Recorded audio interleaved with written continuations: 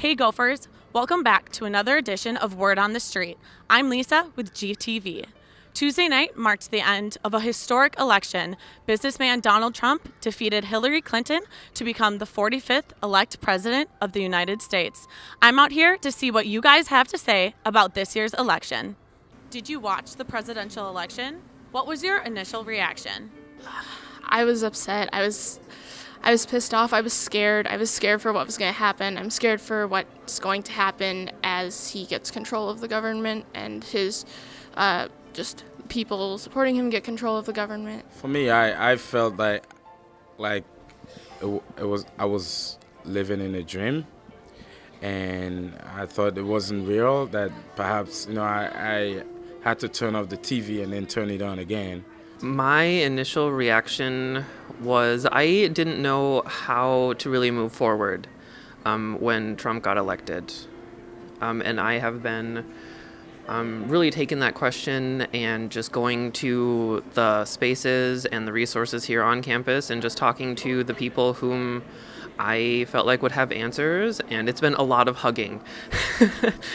Sadness, fear, a lot of feelings. And I think when they were first rolling in, it was like, okay, this isn't going to happen. And then when he won Pennsylvania, it kind of became clear that he was going to win.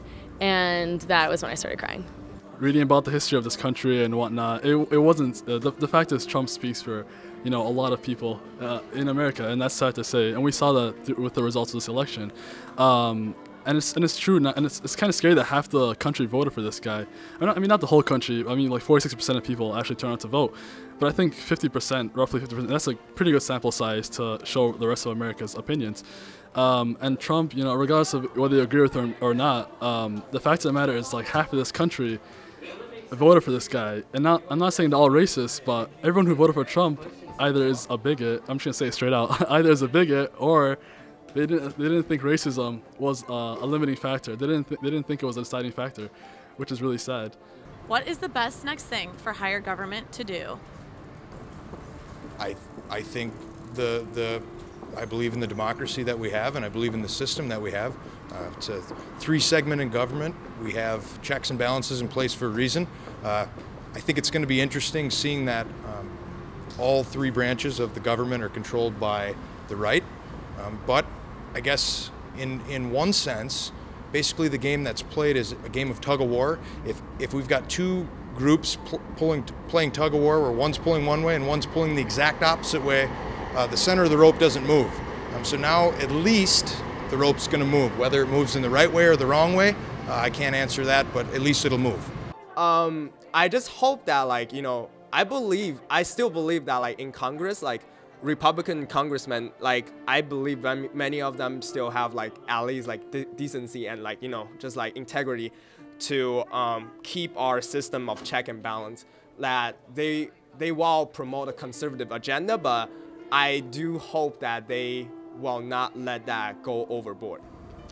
I guess just listen to people across, because it's important on both sides of the aisle to say, to get specific. It doesn't make sense to continue to ignore some legitimate claims by the white male population across the country. Yes, they're not as marginalized as many other groups, and in no way is the hatred that some aspects of that group feel for others justified. But two, it doesn't make sense to say, you have privilege and therefore that you don't have any problems. What is the biggest challenge Donald Trump will have to overcome in his presidency?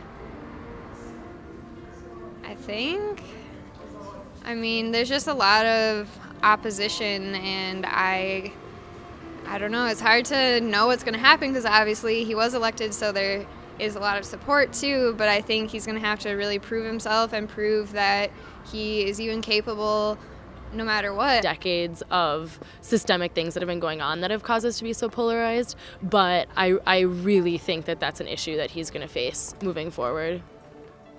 I think that with the rhetoric that he's built up, there is now this high sense of intensity and passion that people are feeling.